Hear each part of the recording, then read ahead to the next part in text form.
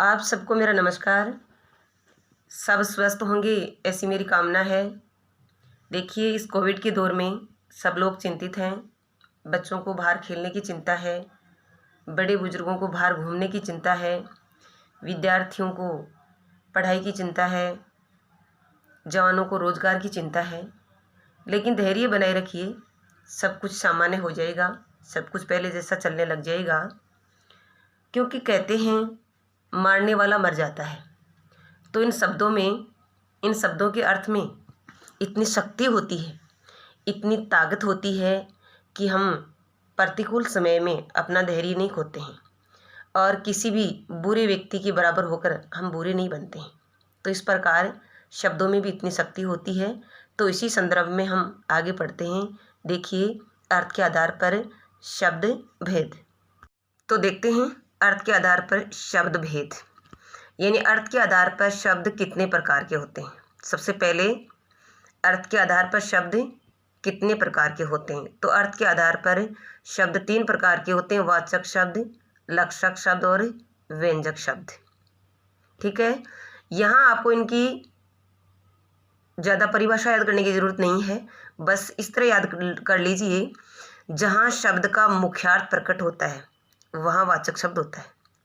यदि वाक्य में शब्द का मुख्यार्थ प्रकट हो रहा है तो वाचक शब्द है, शब्द का लक्षार्थ प्रकट हो रहा है तो लक्षक है, शब्द का व्यंग्यार्थ प्रकट हो रहा है तो वह व्यंग्यार्थ है।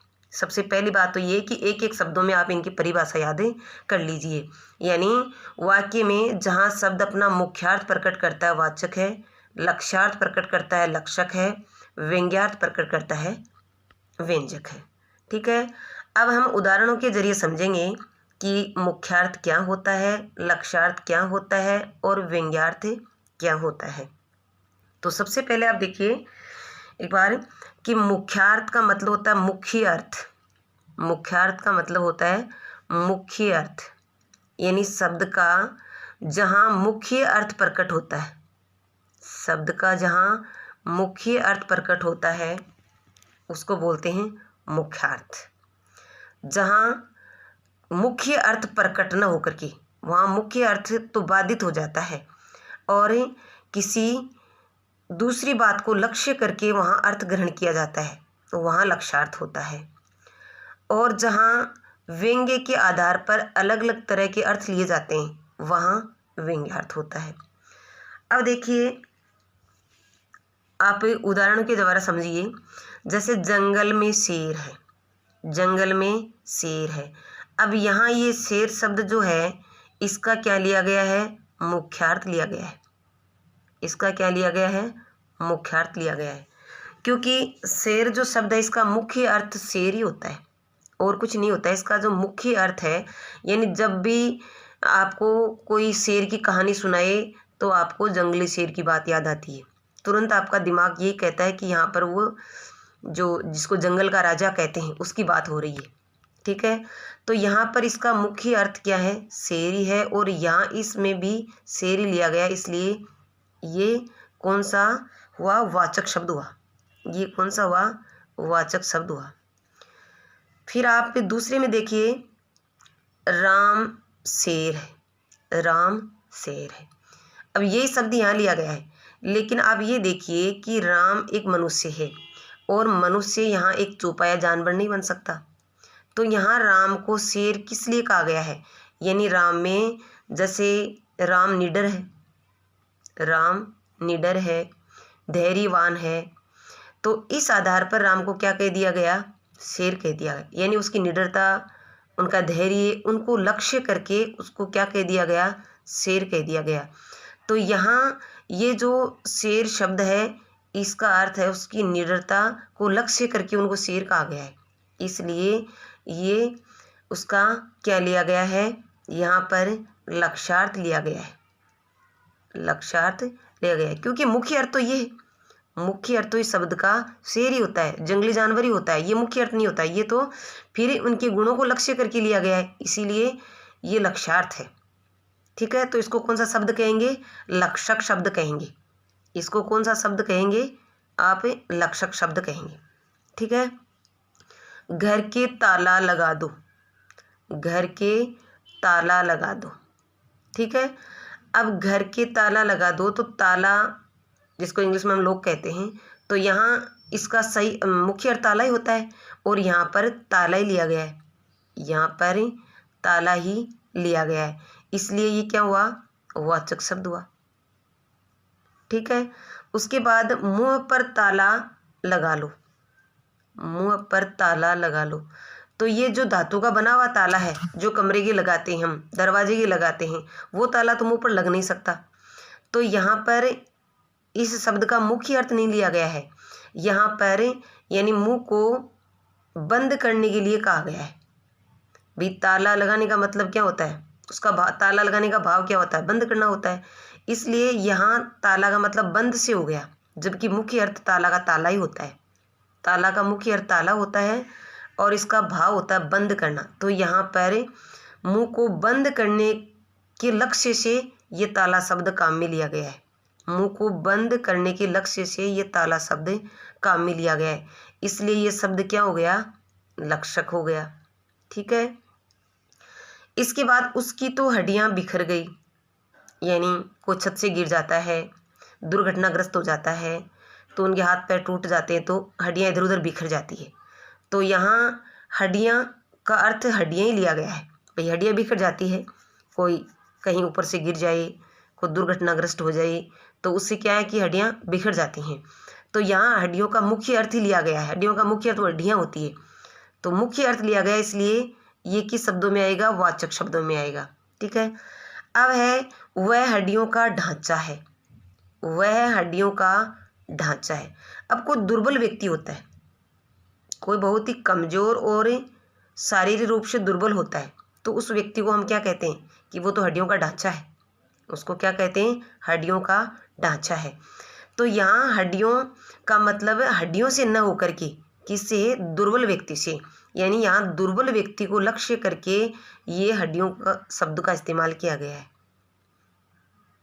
ठीक है, इसलिए ये वाचक न होकर के क्या हो गया, लक्षक शब्द हो गया, वाचक न होकर क्या हो गया, लक्षक हो गया। फिर आगे देखिए, मुख सुंदर है, मुख सुंदर है। अब सुंदर का जो मुख्य अर्थ है वो सुंदर ही होता है, सुंदर शब्द का मुख्य अर्थ सुंदर होता है और यहाँ मुख को सुंदर बताया गया है। ठीक है, तो ये वाचक शब्द है, तो ये शब्द कैसा हुआ, वाचक हो गया। अब मुख चंद्र है, मुख चंद्र है, तो अब मुख चंद्र तो नहीं बन सकता, भाई मुख चंद्र है, इसका मतलब ये तो है नहीं कि किसी का मुंह चंद्रमा बन गया, यानी मुख क्या है, सुंदर है। तो यहाँ मुख को चंद्र किस लिए कहा गया है, उसकी सुंदरता को लक्ष्य करके, मुख की सुंदरता को लक्ष्य करके ये बात कही गई है, इसलिए ये शब्द कैसा हो गया, लक्षक हो गया, ये शब्द कैसा हो गया, लक्षक हो गया। तो इस प्रकार जहाँ मुख्य अर्थ लिया जाता है शब्द का वो तो वाचक होते हैं, और जहाँ मुख्य अर्थ को छोड़ करके और दूसरा अर्थ लिया जाता है, किसी दूसरी विशेषता को लक्ष्य करके अर्थ लिया जाता है, तो वहाँ पर लक्षक होता है। ठीक है, अब देखिए तीसरा जो शब्द है व्यंजक, व्यंजक मैंने यहाँ परिभाषा बताई जहाँ व्यंग्यार्थ लिया जाता है।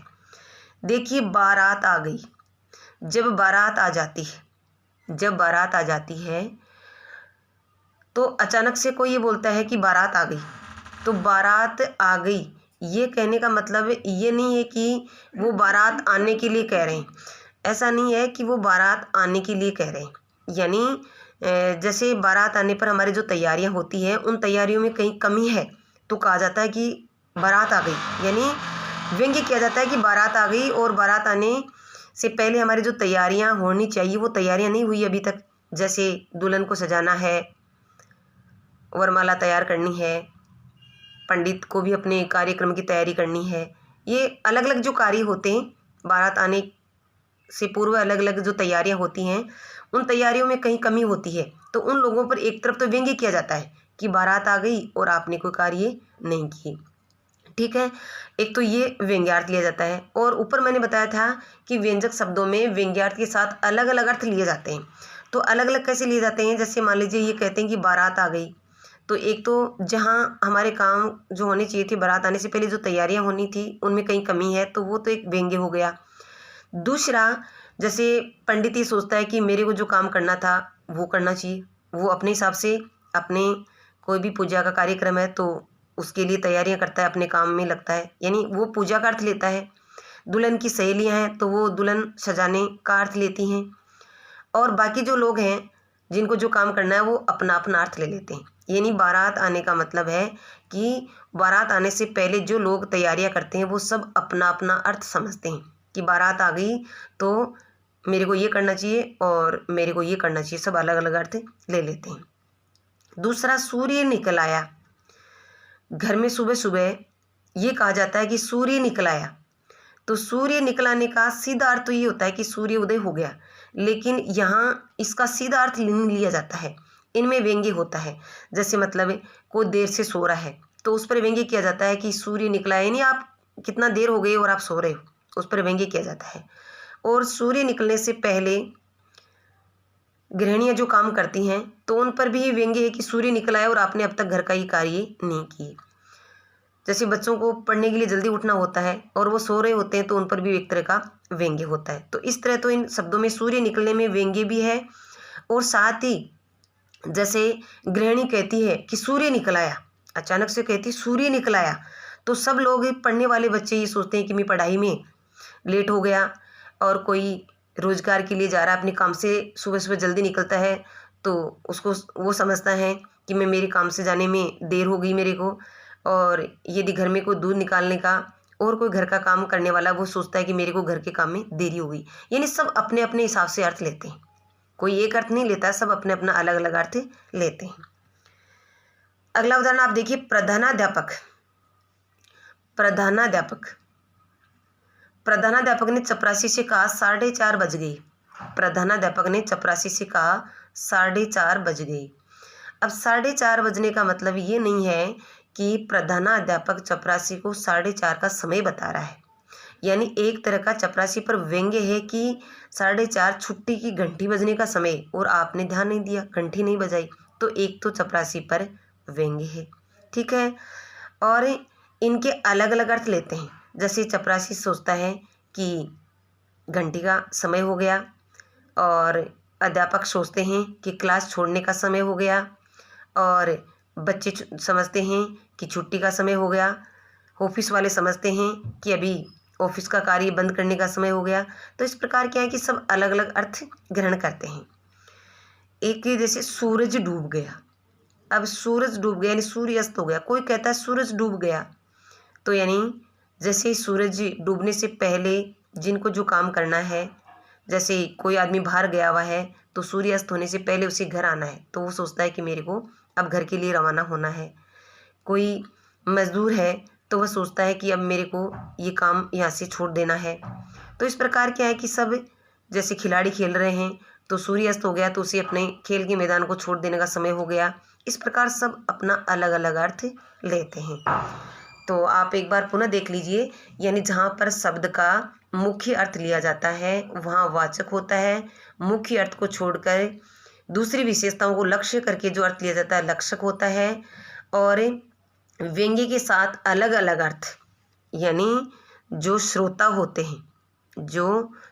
होते हैं वो सुन करके और अलग अलग अर्थ ग्रहण करते हैं, अलग अलग व्यंग्यार्थ ग्रहण करते हैं, तो वहाँ पर व्यंजक शब्द होते हैं। तो इसमें कौन सा शब्द है? व्यंजक शब्द है। इसमें भी कौन सा है? व्यंजक शब्द है, क्योंकि इनमें व्यंग्य के साथ सुनने वाले अपने अपने हिसाब से अलग अलग ले रहे हैं, तो ये भी क्या है? व्यंजक शब्द हैं। यहाँ बारात आना व्यंजक है, यहाँ सूर्य निकलना व्यंजक है, यहाँ 4:30 बज गए ये व्यंजक है, यहाँ सूर्य डूब गया ये भी क्या है? व्यंजक शब्द है, क्योंकि इनमें व्यंग्य है और व्यंग्य के साथ सुनने वाले अलग अलग अर्थ लेते हैं। ठीक है, धन्यवाद। फिर मिलेंगे अगली वीडियो में।